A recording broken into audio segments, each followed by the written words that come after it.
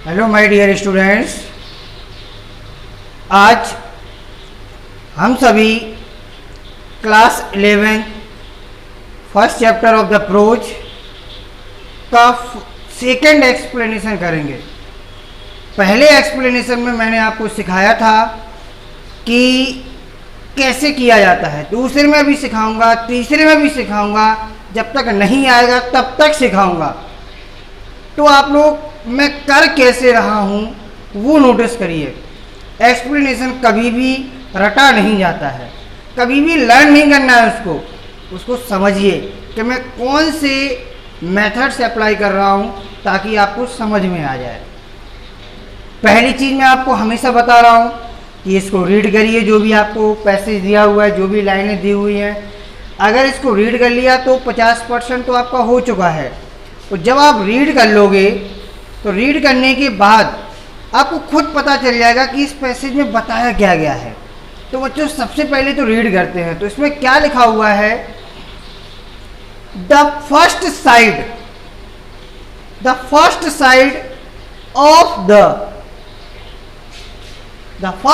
Of the large,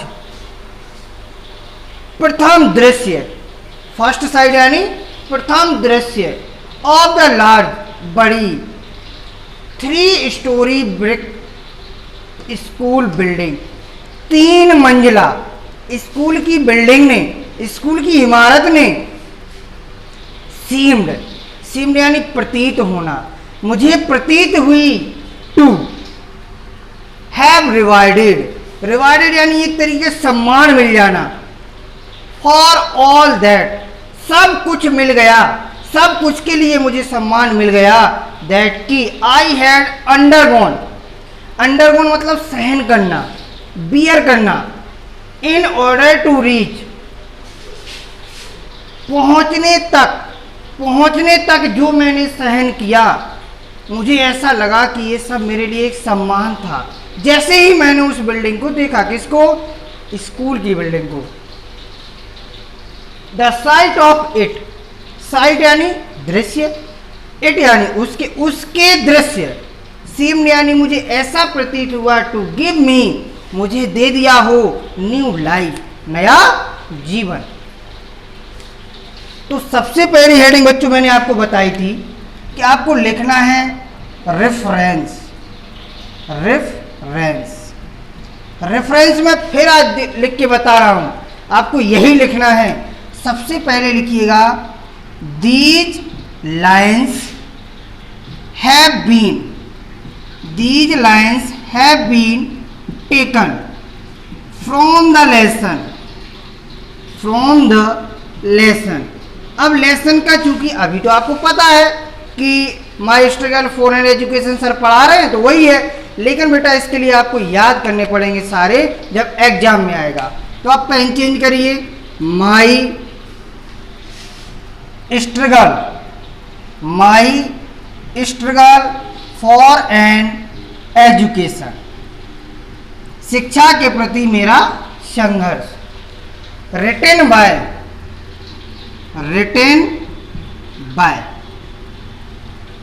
किसने लिखा, Brooker T Washington, उनका नाम लिख दीजिए ब्लैक पेन से, Brooker T Washington, full stop, फिर इन्वर्टेड कॉमा क्लोज करिएगा। ये हो गया आपका 2 मार्क्स की बात। अब फिर आती है बात कॉन्टेक्स्ट की। कॉन्टेक्स्ट मतलब प्रसंग, और इसमें वही चीज लिखनी है जो इसमें बताया गया। क्या बताया गया है, स्कूल के बारे में बताया गया है, उसकी फीलिंग्स बता रहा है वो अपनी, कि मैंने जब उस बिल्डिंग को देखा तो कैसा प्रतीत हुआ। तो हियर सबसे पहले ऐसे लिखिए, हियर इन दीज लाइन्स, यहां पर इन लाइनों में, the writer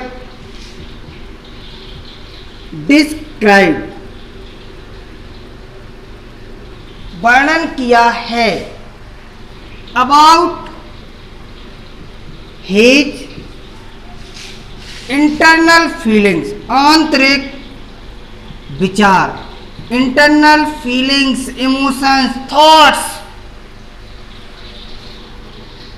when he saw when he saw the building of the school, when he saw the building of the school, जब उसने स्कूल की बिल्डिंग को देखा। अब आपको करना है क्या, एक्सप्लेनेशन। एक्सप्लेनेशन कुछ नहीं करना, जो लिखा है उसको अपने शब्दों में लिख देना है। तो पहली चीज आप क्या लिखोगे, when the writer reached eight Hampton,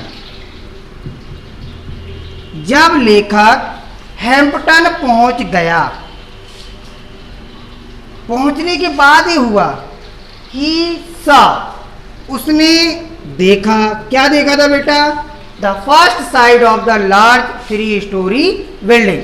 he saw first of all, या first of all he saw, first of all, सर्वप्रथम, first of all he saw the first view of his school which has 3-story building, जो 3 इमारत वाली building थी, या उस school की 3 इमारत वाली बिल्डिंग थी। अब seemed to have rewarded me for all that I had undergone in order to reach the place. This first sight, यह पहला दृश्य, साइट, व्यू एक ही चीज है।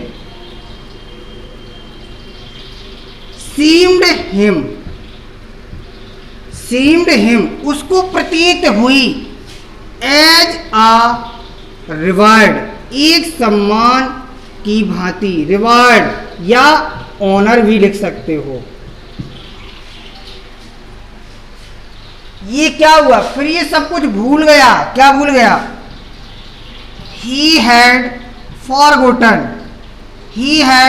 forgotten all the difficulties, सारी परेशानियां, all the difficulties which, जिनको ही फेस्ड, सामना किया था, फेस्ड यानी सामना करना, which he faced on his way to Hampton, Hampton तक पहुंचने में उसने जो भी परेशानियों का सामना किया था सब कुछ भूल गया। The sight of it seemed to give me a new life. He also felt that this, नहीं आएगा, that building, उस इमारत ने gave him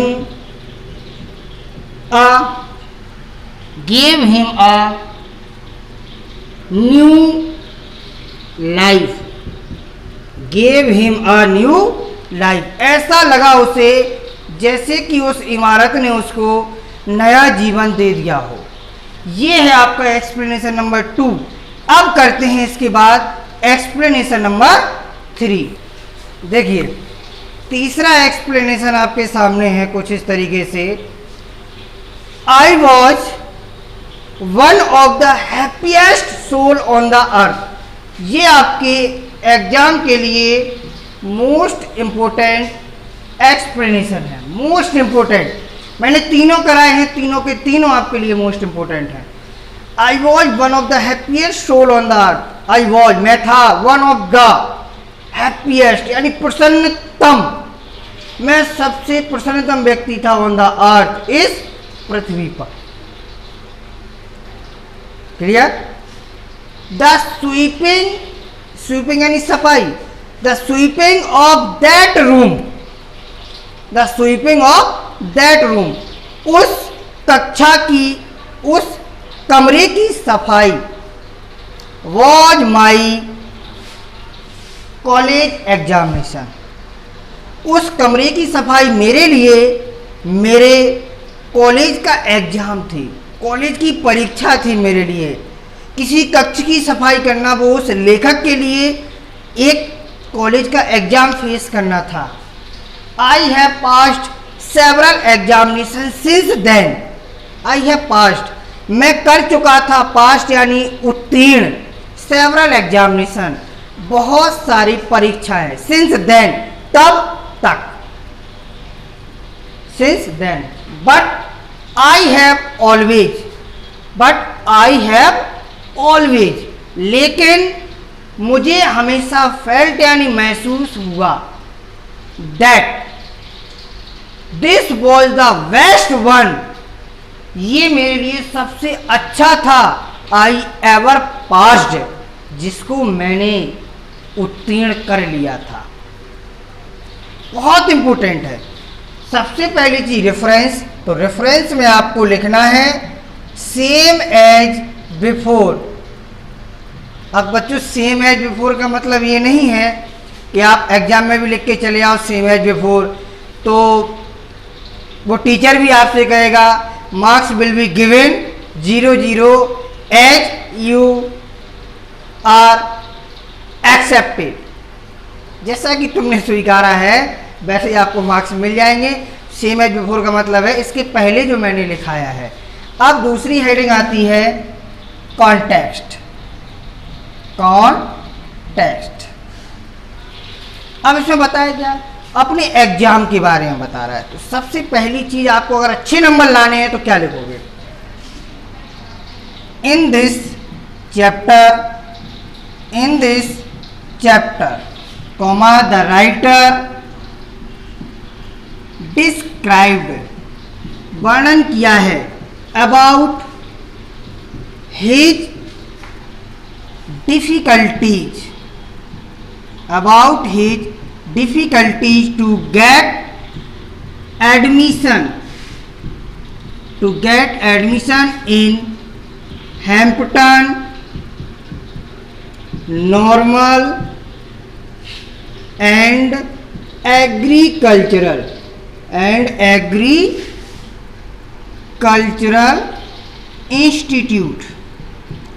Institute, but here, comma, he described या tells, he described his examination, about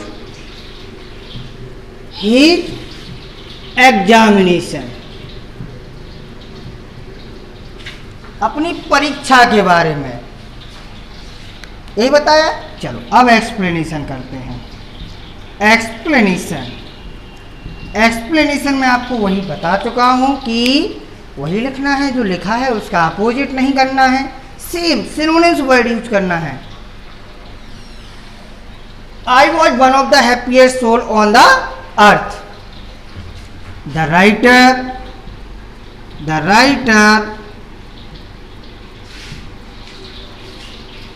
tells us that when he got a chance, जब उसको एक अवसर मिला, to get admission in the college, but there is a condition, there is a condition, लेकिन उस शर्त थी उसके लिए, but there is a condition which was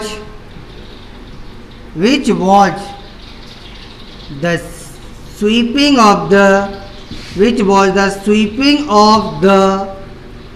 recitation room।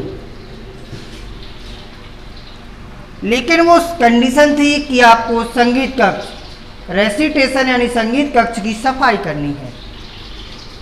He accepted it, उसने स्वीकारा, with या he accepted it happily, उसने प्रसन्नता पूर्वक उसको स्वीकार लिया। बिकॉज ही न्यू दैट, वह जानता था, he knew that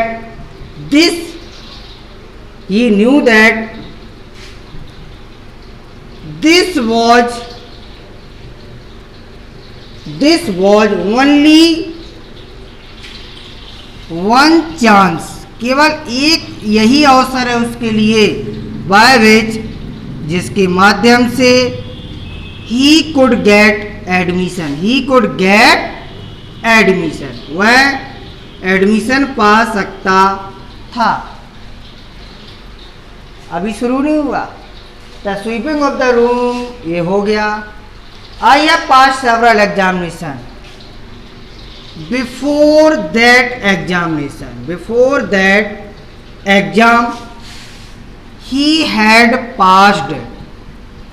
had passed many exams, but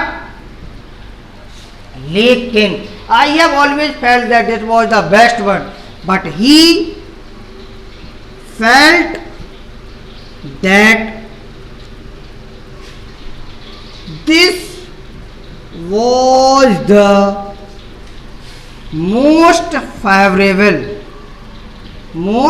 favorable यानी उसके लिए प्रियतम था, मोस्ट फेवरेबल एग्जाम, सबसे प्रियतम एग्जाम था उसके लिए, for him, which he had passed, जिसको उसने पास किया था। ये आपके एक्सप्लेनेशन खत्म हो गए हैं। अब आपको मैं दूंगा शॉर्ट आंसर के नोट्स, तो आप लोग जो भी नहीं आए वो कमेंट बॉक्स में ज़रूर लिखिएगा। कैसे करना है एक एक चीज़ आपको सिखा के मानूंगा, बस जुड़े रहिएगा और अपने जितने भी ज़रूरतमंद मित्र हैं, साथी हैं, उनको शेयर कर डालें। शेयर ठोको, लाइक ठोको, कमेंट ठोको, अनलाइक करो, नहीं है अनलाइक कर डालो, कोई दिक्कत नहीं है, शेयर ज़रूर करें। ओके, जब तक के लिए अच्छे से रहिए। लॉकडाउन चल रहा है, आराम से पढ़ाई करें। Thank you very much.